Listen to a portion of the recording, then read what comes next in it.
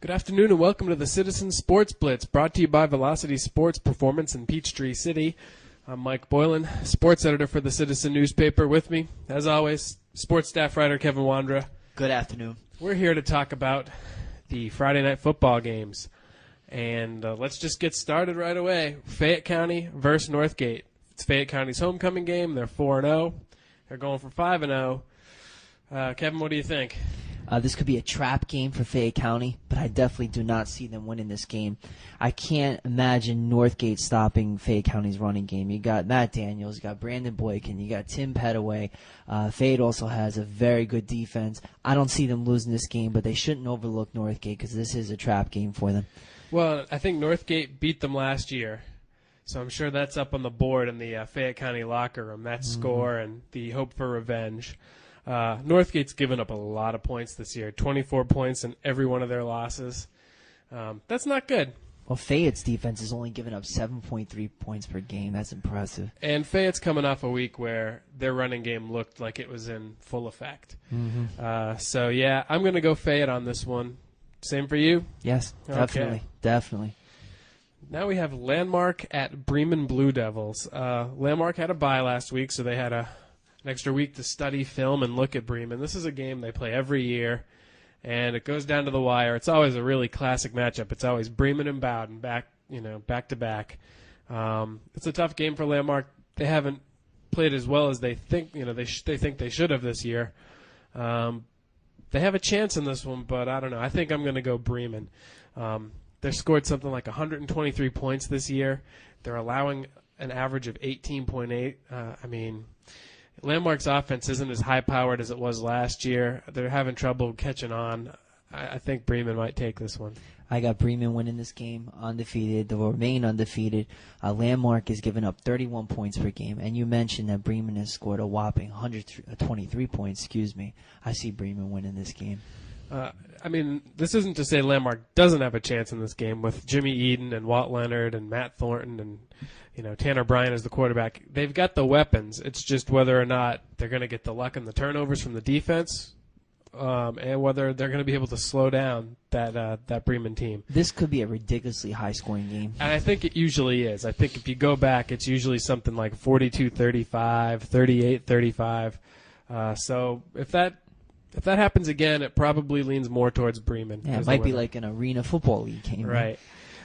We've got Our Lady of Mercy hosting Mount Zion tomorrow night, Mount Zion Carroll. Mercy picked up their first win last week. Mount Zion's still winless. Kevin, how do you think your Fighting Catholics are going to do? Fighting Catholics win their second game in a row. You know what's interesting about them? 2 weeks ago, Dominique McDermott goes off. Crazy game. Christian Willis last week goes off. Crazy game. This week, who knows who's going to go off? It could be Willis again. It could be McDermott. Somebody's going to go off for Mercy. Maybe William Pearl, quarterback. Mercy wins this game. Well, you've mentioned all those names. Jarrell Bankhead's another guy that has the potential to break out for them. And I think that now that they know they have these offensive weapons and now that these guys know what they can do, they're just going to get better and better. I see them winning this game. I also see them picking up a region win somewhere along the line this year, too. I think we are starting to see what Coach Pinnabell thought was going to happen for his team. It may not result in 5 or 6 wins this year, but that might not be too far in the future. I think they've got a good chance, and I definitely think they beat Mount Zion this week and have their first 2-game win streak in school history. Yeah, that's what I was wondering. Is it their first 2-game winning streak? I think it's got to be. Yeah. I think it has to be. Which is a major stepping stone for them if that occurs. Absolutely. I'll be at that game tomorrow night, so I'm looking forward to it and spending some time with my fellow Bostonian Red Sox Patriots fan, Coach Pinnabell. I'm glad I won't be there to get that infection. We'll be celebrating the AL East division title. Oh,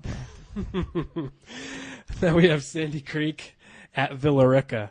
Sandy Creek had a bye last week. Villarica has beat Northgate 24-0. That's one of those teams that whipped up on Northgate. What do you think, Sandy Creek? You know what? I had a difficult time picking this game. I'm giving Villarica a slight edge. Their offense has scored 25 points per game. Creek's defense, very stingy, have only allowed 8.7 points per game. I think Villarica is going to pull this one out. I wouldn't be surprised if Sandy Creek wins. I expect this to be a very close game.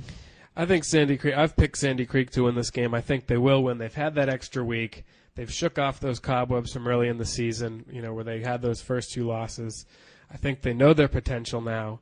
Their defense has led them all season. Matt Solomon, Jeremy Holt, Russell Bonner. I think this is a team that can get those turnovers that are going to put them over the top. And this is probably their statement game that says, you know what, we are still a region contender. This game is probably going to come down to Creek's offense.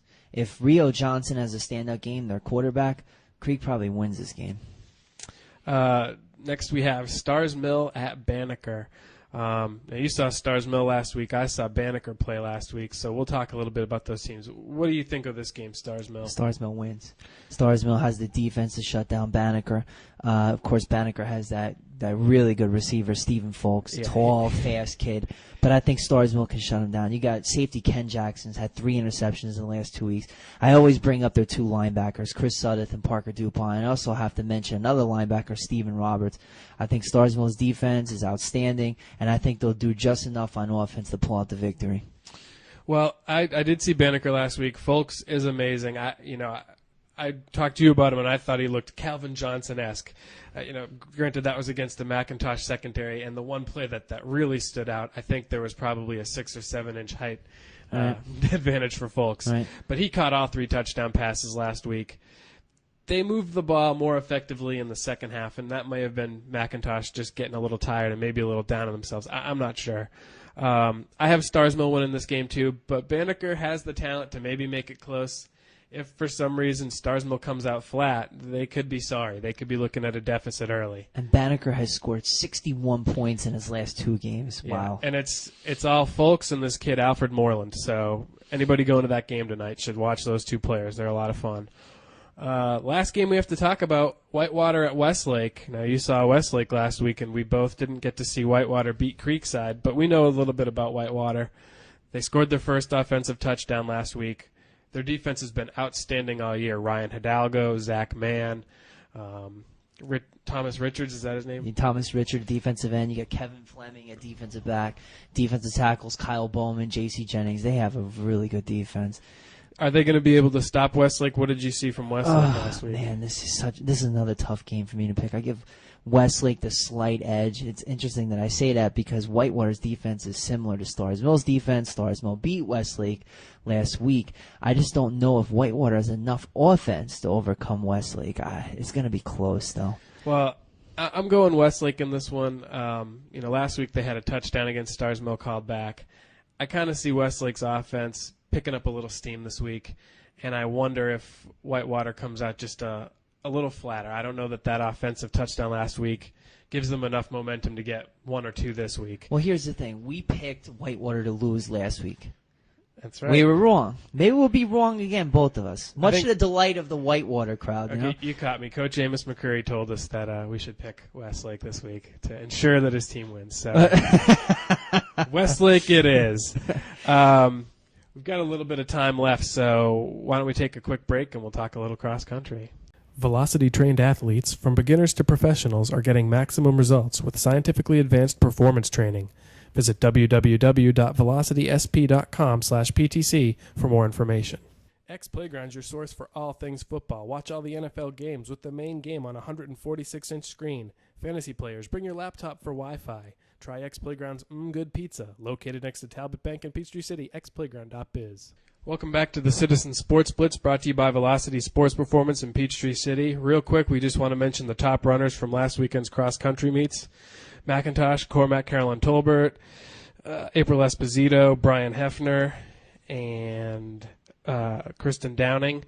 Landmark, Muhammad Gomez, Hannah Gravitt, Fayette County's Jacob Hurd, and Rachel Shirley. Sandy Creek had Ryan LeBlanc and Shelby Bowling, and Whitewater had John Graffmiller, Stacy Mangan, Stars Mill, Jackie Sample, and Warren Enriquez. Our Lady of Mercy's Thomas Reville and Sarah Hohenberger. So they all had a great race last weekend at Bulldog and Sandy Creek. That's about all the time we have. We will see you tomorrow. Thanks. See ya.